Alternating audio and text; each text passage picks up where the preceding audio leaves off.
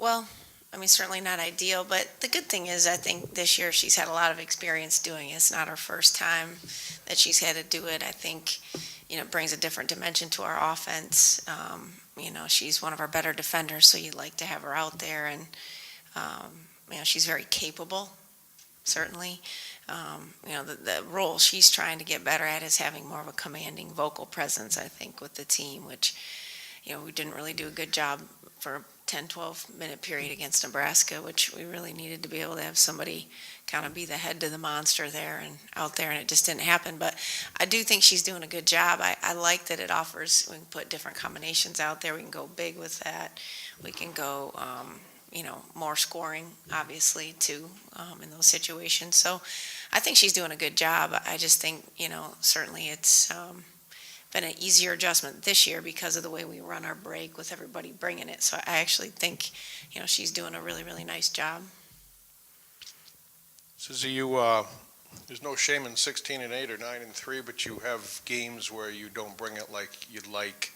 I guess like the last one. As a coach, is that just kind of the MO, or are you trying to find a consistency with this team where they bring it every night? Yeah, I think, I look around the country, I feel like it's everybody. I mean, I'm on the top 25 and voting, and today you had to get your vote in by noon, and you're looking at it, and most people have 6, 7, 8 losses, and you're like, geez, it's hard to, the sustaining piece. And I think, one, the league is a lot better.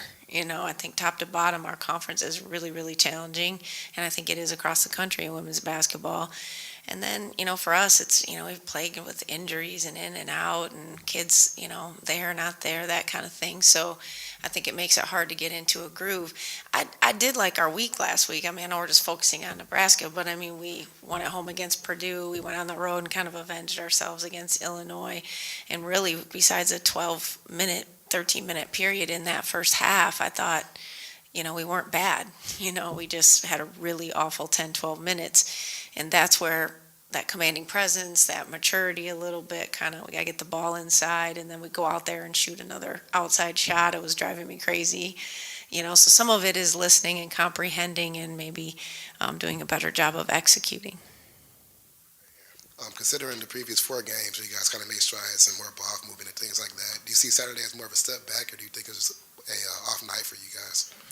Well, I mean, it's just, there was an off 10 or 12 minutes that were really off. But, I think we're in a position now where we can, just roll up our sleeves and go back to work, catch our breath a little bit, but certainly get better at some things and have a better understanding of what's going on around us. I mean, I thought the second half we performed better. The problem was it was a tie game in the second half, but it's too little too late when you're down by 20 at halftime on the road in the league against a team that can really score the ball. So, that was disappointing. But, I'm not hitting the panic button or anything. There's a lot. We're still right in the hunt. We're right where we need to be. We just got to continue to get better at some things and have a little more consistency.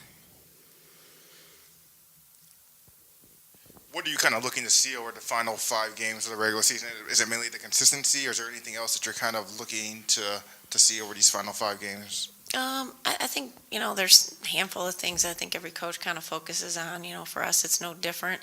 There's a couple things defensively I want to see us get better at and have a little more attention to detail with.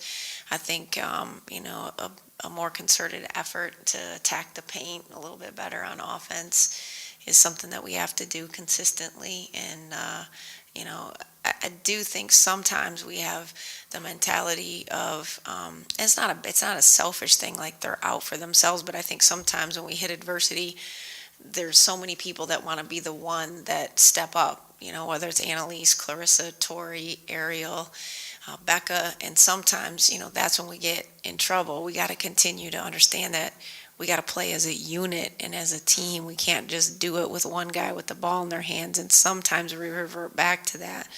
So that's, something that we have to continue to build and work on, is making sure that, we're playing together, not so much individualized. And like I said, it's not selfish based. It's not about me getting mine. It's literally they're trying to help their team. They just got to be able to do it in a better way. And so really educating them and continuing to work on that when things go wrong or we need a bucket inside or we've struggled to score, we got to get ourselves to the foul line. And we didn't shoot a free throw in the first half and they only fouled us one time. So either we weren't aggressive enough or take your pick.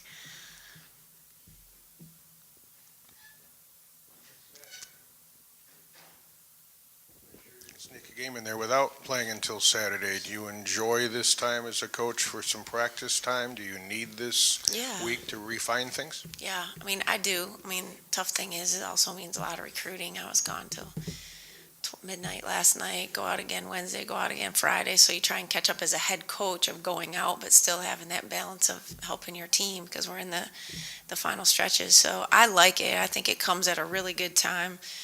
We've had them where we were a bye the first week of the Big Ten season and didn't play, until that second game where everybody else did.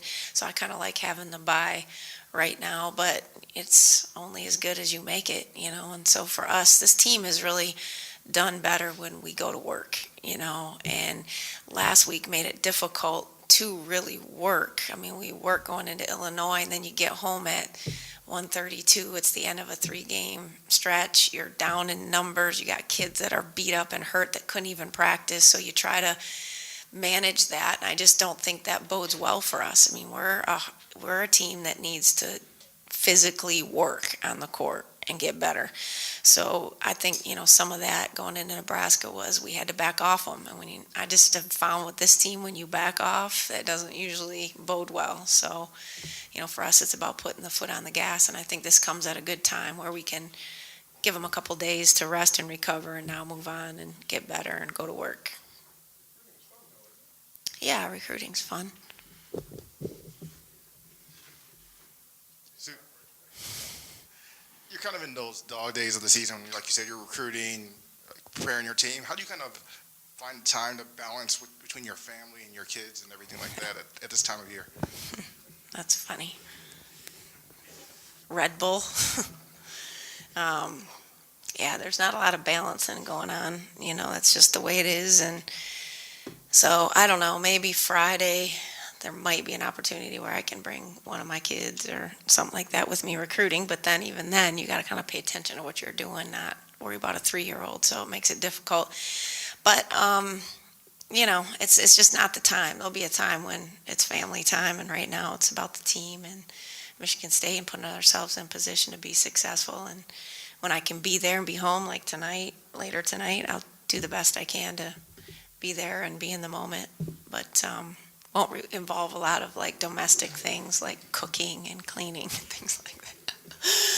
I know that. So, but it's hard. There's no doubt about it. I think every coach, whether you're male or female, struggles with it. I think being the female, it's a little bit more challenging because, it's just by nature. My husband has a career, so it makes it a little difficult too.